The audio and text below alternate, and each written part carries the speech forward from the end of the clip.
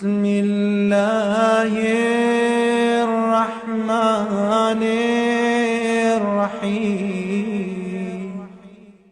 السلام علیکم ناظرین، تاریخ کے اوراق میں جھانکا جائے تو معلوم پڑتا ہے کہ دین اسلام کی تین معزز ترین ہستیوں کی شادیوں میں ایک خاص قسم کی مماثلت پائی جاتی ہے۔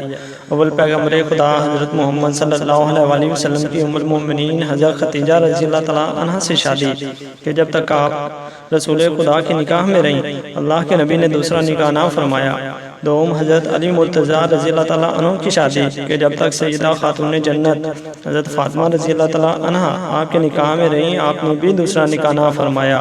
سوم امام علی مقام امام حسین رضی اللہ تعالیٰ عنہ کہ جب تک ایران کی عظیم شہزادی سیدہ شہر بانو آپ کے نکاح میں رہیں آپ نے بھی دوسرا نکاح نہ فرمایا۔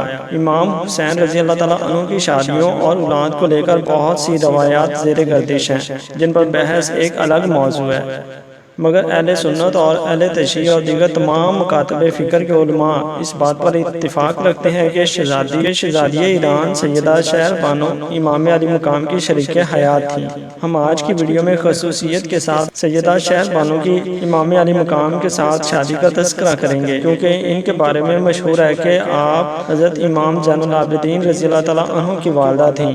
بعض روایات میں ہے کہ جب امام علی مقام کی شادی سیدہ شہر بانو سے ہوئی اس وقت آپ کی عمر 30 یا 31 سال تھی۔ ناظرین، اسلام سے قبل فارس اور روم دو عظیم سلطنتیں تھیں جن کی آپس میں ہمیشہ مخالفت رہی، جبکہ فارس کو برتری رہی۔ صرف ایک بار ایسا ہوا کہ اسکندر اعظم کے ہاتھوں شکست اٹھانا پڑی، پھر 80 سال بعد اہل ایران نے اپنی بادشاہت کو بحال کرتے ہوئے اپنا کھویا ہوا وقار دوبارہ حاصل کر لیا اور اسکندر اعظم کی باقیات کو سرحدوں سے باہر نکال دیا۔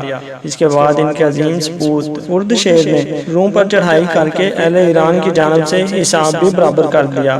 اسی اردشیر کی نسل سے انصاف پسند بادشاہ نوشیروان عادل پیدا ہوا، جس کے عدل و انصاف کی بابت تاریخ اسلام متفق ہے۔ نوشیروان نے 48 سال بادشاہت کی اور عدل و انصاف کو چاروں اطراف پھیلا دیا۔ جب وہ فوت ہوا تو مکہ میں رسول خدا حضرت محمد صلی اللہ علیہ وسلم کی عمر مبارک 9 سال ہو چکی تھی۔ اسی نسبت سے ایک مرتبہ رسول اللہ صلی اللہ علیہ وسلم نے فرمایا تھا، میں دنیا میں اسی وقت آیا کہ جب عادل کی حکمرانی تھی، یعنی کہ پیارے آقا صلی اللہ علیہ وسلم کے اس مبارک فرمان میں خوشی کے تاثرات نمایاں نظر آتے ہیں، اور اسی وجہ سے نوشیروان کا عدل ہو سکتا ہے۔ سیدہ شہر بانو اسی نوشیروان عادل کی نسل کے آخری بادشاہ یزد جرد سوئم کی بیٹی تھیں۔ یوں آپ خاندان ساسان کی شہزادی تھیں۔ مصنفین نے آپ کو کئی ایک ناموں سے یاد کیا ہے، جیسے شہر حوانیہ، شہر ناز، شاہ زنان، حرارہ، سدرہ وغیرہ، مگر جو نام سب سے زیادہ معتبر اور مشہور ہے وہ شہر بانو ہی ہے۔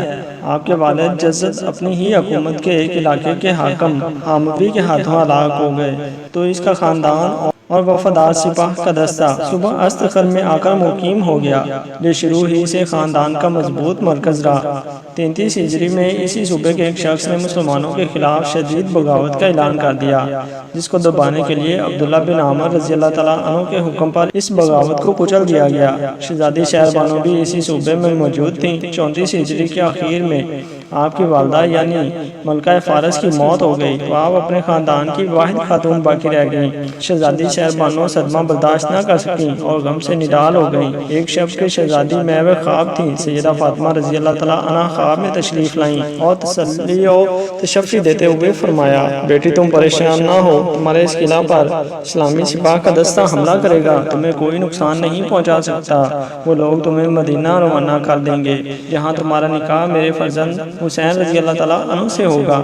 شہزادی نے یہ خواب دیکھا تو مارے خوف کے بیدار ہو گئی اور باقی تمام رات جا کر گزار دی۔ چند دن بعد ہی ایک مسلمان سپاہ نے قلعے پر حملہ کر دیا۔ قلعے کا مکمل محاصرہ ہو چکا تھا۔ گورنر عبداللہ بن عامر نے اگلے کچھ دنوں میں ہی قلعہ پر اسلام کا پرچم لہرا دیا اور شہزادی شہر بانو کو باعزت تحویل میں لے کر عزت و احترام کے ساتھ مدینہ روانہ کر دیا۔ منقول ہے کہ اس وقت مدینہ کا ماحول کافی خراب تھا، کیونکہ باہر سے آئے ہوئے باغی حضرت عثمان رضی اللہ تعالیٰ عنہ خلافت سے مستعفی ہونے کا مطالبہ کر رہے تھے۔ اس دوران جب ایران سے قیدی لائے گئے تو ان میں شہزادی شہر بانو بھی تھیں۔ خواتین کی ایک بڑی تعداد شہزادی شہر بانو کو دیکھنے کے لیے شہر سے باہر امڑ آئی۔ شہزادی ہونے کے ناطے آپ کو یہ اختیار دیا گیا کہ اشراف میں سے کسی بھی مرد سے اپنی مرضی کے مطابق شادی کر سکتی ہیں۔ تو شہزادی نے امام علی مقام حضرت حسین رضی اللہ تعالیٰ عنہ کا چناؤ کیا۔ یوں شہزادی کا نکاح امام علی مقام سے کر دیا گیا۔ حضرت علی رضی اللہ تعالیٰ عنہ جب منصب خلافت پر فائز ہوئے تو آپ نے ایران کے 6 صوبوں پر گورنر تعینات کیے اور اپنی بہو شہزادی شہر بانو کو مطلع کیا کہ آپ کے صوبے کی طرف اعلیٰ کردار کے حامل شخص کو گورنر نامزد کیا گیا ہے۔ شہزادی نے درخواست کی کہ گورنر کو حکم جاری فرمائیں کہ میرے اہل وطن کو خبر کر دیں کہ کسریٰ کی دختر اب مسلمانوں کے خلیفہ کی بہو بن چکی ہے اور تم سب کے لیے یہی مناسب ہے کہ اسلام کے دامن میں سمو جاؤ۔ شادی کے اگلے ہی سال آپ کے ہاں ایک بیٹا پیدا ہوا جسے دنیا امام سجاد حضرت امام زین العابدین رضی اللہ تعالیٰ عنہ کے نام سے جانتی ہے۔ منقول ہے کہ ولادت زین العابدین رضی اللہ تعالیٰ عنہ چند ماہ بعد شہزادی شہر بانو کا انتقال ہو گیا تھا۔ امام علی مقام نے جب شہزادی کے وصال پر پورے ملال کے بارے میں سنا تو فقط اتنا فرمایا، اے مالک، اے آقا، اگر تو اس پر راضی ہے تو ہم تیری منشا پر خوش ہیں۔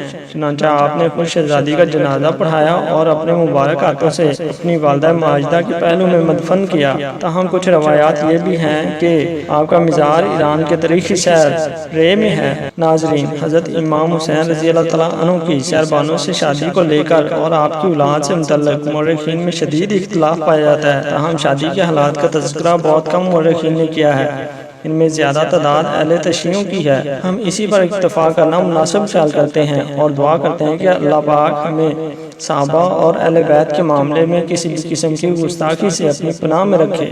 آمین یا رب العالمین۔